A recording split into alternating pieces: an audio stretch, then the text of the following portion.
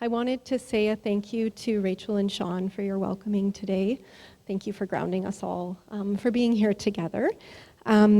As Jody mentioned, I'm Ashley Heaslip. I'm a family doctor and addiction medicine physician here in Victoria. I've been working in low barrier primary care, addiction medicine, and outreach medicine for nearly a decade, the majority of it here in Victoria. And so, my comments and my perspectives and my thoughts that I bring here today are very much from the perspective of sort of a physician working within this space. And in reflecting on the topic for today, thinking about sort of out of harm's way, insight, innovation, and action, really made me think how we can kind of step through those pieces together, from insight to innovation to action. The spaces that I find insight around this work and around this sort of challenge that we're all faced with in society right now related to the toxic drug crisis largely comes from the patients that I have the privilege to work alongside. So I thought I'd share just a little story from a patient that I actually was able to take care of or be a part of their care of yesterday when I was on my outreach shift. It's someone that I've known for the better part of 8 years, and I've seen him in and out of a variety of sort of times in his substance use journey, before and after periods of incarceration, before and after periods of stable housing, before and after very traumatic overdoses or toxic drug poisoning events. And I had lost sight of him for a couple of months. We had seen each other in early December, and then there was a period of time where I just didn't see him again. It was about 2 months over the winter holidays, and I started to worry. It wasn't uncommon for me to not be able to see him for a period of time with those periods of incarceration and things that were, patterns in his life. But I did start to worry and started to look through hospital records and see if I could find any information that would give me an indication of how he was doing or where he was. And then fortunately, he popped up in the world and showed up in early February. And in the first interaction the two of us had, because we've known each other for the better part of a decade, I think he was able to be really honest with me about how hard things were in that moment. He wasn't able to stay and talk to me for long because there was just so much going on, but the reality that he had had a recent overdose, had been physically assaulted, and also was living with, an incredible amount of trauma that he was carrying through from previous experiences. Those were all showing up in our interactions together. So we weren't able to talk for long that first day, but then he showed up again this past week. And we were able to sit down and have a conversation and kind of figure out where things had gone in his journey in the last little while, start some medication for him again, and start to bring him into the space of care that we're able to provide. And I just wanted to share with you the words that he left me with yesterday when we parted ways. He said, "I'm really needing some kindness in my life right now. Thank you for being here. Sometimes it feels like no one is here with me." Those words are really reflected in what Trevor shared with us around his story as well too. And it got me thinking about how our system of care often doesn't see people. People are suffering. People come to us in a variety of states of needing help and encouragement and support and hope, as Trevor mentioned, which is so critical to what we do. And in this particular situation, he was sharing with me that the systems that we have and the spaces that we do have for care often don't feel like he can be a part of them. And it really made me think about that insight. How important is it to have the voices of the people who are trying to access our system or trying to be a part of our system, and for whom the system is either not there or is not the right system or not meeting them in the right way? Something that's been really helpful to me when I've been thinking through how we design a system of care for substance use, how we actually bring people into care, is this idea that I've heard many times before around patients no-showing to the system. So we'll have, an appointment booked for an intake at a detox or an appointment booked to see a physician, and people just won't be able to be there. There's a lot of reasons why people may not be able to be there, but after a period of time, our system says that that patient has no-showed us within our system. And the question I want to ask of our system is, has our system actually no-showed them? Do we have the right services in place? Do we have the right timeliness, the way to capture people in the moment, so that we're actually showing up as a system for people when they need us? And I think oftentimes the answer along the way over the last number of years has been the system hasn't been showing up. So how do we look towards creating a system that does show up for people? And one of the ways to do that, and one of the ways that it's so incredibly important that we do that, is by bringing in evidence and insight into the space of how we design our system. I know in this room today that there's a collective dedication to truly seeing people, to acknowledging the humanness of us all. Even the photos that are around us today, I'm seeing patients of mine in that space and recognizing that this is the reality. Really, at the end of the day, this is a human space, and it's a space of human need and human kindness and human suffering that's within this space. So how do we develop systems with this collective dedication that we do all have towards humanness that allow the systems to feel human, allow the systems to welcome people into it? One of those ways is by hearing the voices of people, and so for myself, it's the patients that I work alongside, bringing those voices to the center of our system.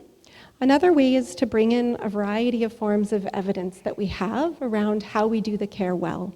So thinking through things like qualitative research and quantitative research and real-time public health data that we have, clinical guidance and guideline documents, all those sorts of things can help inform bringing evidence into action to support patients and to support the people in our communities who need us so much in this space.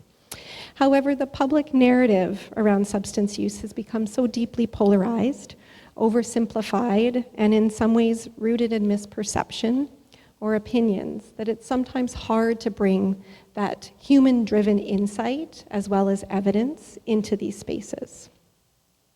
So what do we do to bring insight and evidence into this increasingly polarized and in some ways very politicized space that this work exists in right now?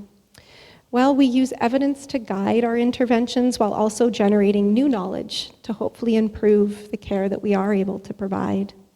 So an example of this, and I'm very excited that we'll have Dr. Reka Gustafson on one of our panels this afternoon, but example of this is actually the Chief Medical Health Officer's report that was just released by Island Health and by Dr. Gustafson a number of months ago. It's called, the title of the report is Challenge and Change, a Public Health Response to Our Perplexing Relationship with Psychoactive Substances. I really like the use of the word perplexing, because in so many ways I think it feels that way for so many of us. The hope of having a piece of work like this from somebody like our Chief Medical Health Officer for our health authority is to really say, here's the evidence. We have this space. We know the data. The data is for the people who live in our health authority, who live on the island. We have the information we need, and we have the opportunities from that information to change things and to change the way that we're approaching how we understand the toxic drug crisis. The goal of the report really is to support conversations using data to build interventions that lead to better health outcomes. And the report, I think, really importantly identifies some foundational things that maybe sometimes we take for granted in our work, but do need to be said over and over again. Some of those things are that addiction is a health condition. We have lost sight of that in some of our conversations, and particularly some of the politicized conversations that are out there right now. It's a health condition, and it requires evidence-driven approaches like any medical condition requires. Another important dominant narrative that the report emphasizes is that people who use substances for a variety of reasons and on a spectrum of use, and a spectrum of associated harms with that use. And then finally, I think a very important point that the report draws upon is that harm reduction, treatment, and recovery are not competing or opposing strategies. They're a mosaic of strategies when brought together do the best possible thing for the patients in front of us. I oftentimes think of harm reduction as, the foundation or a safety net that sits underneath some of the other approaches that we have around prevention, treatment, and recovery. But none of those approaches are strongest on their own unless they have harm reduction at the foundation. The Chief Medical Health Report also gives us really important insight into what's happening on the island. So important pieces of information around things like there's changes in the way that we understand overdose-related deaths in the Centre and North Island versus the South Island. We traditionally have had higher rates of death in the Centre and North Island than we have had in the South Island. So what does that tell us about what we're doing in the South Island, or potentially around what the drug supply looks like in the South Island that might be different from the Centre or the North? Is there something happening in the South with a collection of services that's working well for people? And if so, how do we learn from that locally and build upon it so that we can expand that regional equity up to the Centre and the North Island? It also gives us really important information around polysubstance use, and particularly around the ongoing impacts of alcohol use as well in our communities. It's incredibly important for us to be focusing on the unregulated toxic drug crisis, and alcohol is also continuing to have dramatic impacts on people's health in island health. And so it's something we need to be thinking, not a one or the other answer, but that we need to be looking at multiple aspects of challenge in this space. In addition, it calls forward a number of opportunities for change that I think are really important for us to be thinking about. Everything from strategies for prevention, which often doesn't get talked about in this space, but is so foundationally important to the work, through to things like healthy public policy and dialogue around this work. It also explicitly calls out unfair, unjust, and changeable conditions of inequity that are infecting many segments of our population on the island, particularly around Indigenous individuals and communities, and the disproportionate impact that's happening around substance use within those settings. One of the things that it's an opportunity for action that has come out of the report that is near and dear to my heart is this idea of developing a system of care for substance use. So when we think about other aspects of chronic disease management in our province and in our health authority, we have systems for things. So we think about chronic kidney disease or renal disease, we think about cancer care. There are coordinated, designed, comprehensive systems that catch people, right? If someone has a cancer diagnosis in the emergency room, what does that referral pathway look like into an oncologist, into that next step of care? And then how are patients held through that process of treatment? We don't necessarily have a similar system for substance use care. There are spaces of it popping up around the province, and there's some really important work happening in island health around that. But can you imagine a system where someone presents to an emergency room secondary to a toxic drug poisoning, and there's a wraparound strategy, not just around healthcare, but around housing, around social supports, around outreach that can really be able to bring people into a system that will help them as they navigate whatever next steps towards their wellness that they're looking for. So I like to imagine, where could we be in 10, maybe 5, if you're really optimistic, maybe 15 years? Where could we be with a substance use system of care where patients can enter the system anywhere in the system, your family doctor's office, an emergency room, even a long-term care facility would be incredible, and be able to be brought into a system that can hold you throughout your journey and that allows for the capturing where those moments happen in a relapsing and remitting condition like substance use disorder is, that there's a safety net, a harm reduction safety net that's picking people up and bringing them back into the system when it's appropriate to do so. Some of you may have heard, it's very sort of bureaucratic language, but there is a new initiative with the provincial government called Road to Recovery, which is really intending to build up that system of care in every health authority. And we're working on that. We're working on that Road to Recovery work in Island Health as well too. And we hope very much that in the coming years, as we're able to put new services and new investments in place, that we'll be able to see that system that really captures people and that recognizes the humanness in all of this and the need for kindness in all of this. So I think it's really important that we continue to look for evidence-informed strategies, including things like our system of care advancement. How can we take the incredible data and evidence that we already have that are captured in things like the Chief Medical Health Officer's report and infuse that into the development of a system that will serve British Columbians and serve the residents of Island Health for years to come? What we say and how we say it matters. Acknowledging addiction as a health condition really does put it in a different space of our dialogue than it has appeared in sort of historical contexts where we've really seen it as a criminal justice issue. So, talking about addiction as a health condition is incredibly important, and that the opportunities for change that we have to be situated within that knowledge, within that understanding of addiction as a health condition. Our work is not just about evidence or innovation. I'm saying this to a room of people who probably all of you could be up here speaking with far more expertise in this space than I can, having lived in it and been in it for probably much longer than I. Our work is not just about evidence or innovation, it's about humans and it's about hope. So how do we continue to go back to that space that we're designing systems, we're creating change that places humans and hope at the center of it. And it's also about continuing to show up for those that we care for, as those that we care for continue to show up for us.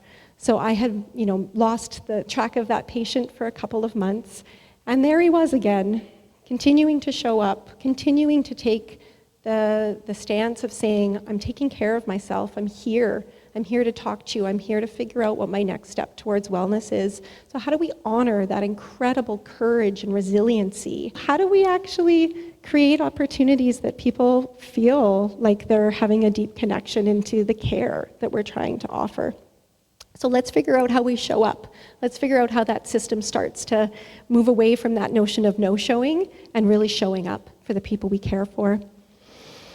And it's about continuing to use whatever voice you have to bring insight and innovation and action to the forefront of the public narrative around substance use care, so that we're always ensuring that that humanness is at the center of what we do. There's such a profound public discourse around dehumanizing this space right now. So how do we consistently show up in who we are, in the language that we use that allows for the dramatic and disproportionate and profoundly tragic impact that this continues to have, and places the humanness of this in the middle of it. So I just wanted to say thank you for letting me be up here. I feel really honored to even have the opportunity to speak. As I said, there's so much wisdom in this room, and I feel like I'm a bit of an imposter being up here when I know so many of you could be speaking to this in really human-driven and very experiential ways. I'm really looking forward to the panels and to having the opportunity to hear about the innovation that is happening with the organizations here in Victoria. We have a lot to be proud of in our community, and I think this is a wonderful showcase and opportunity to learn from each other as we do move towards insight and innovation and action.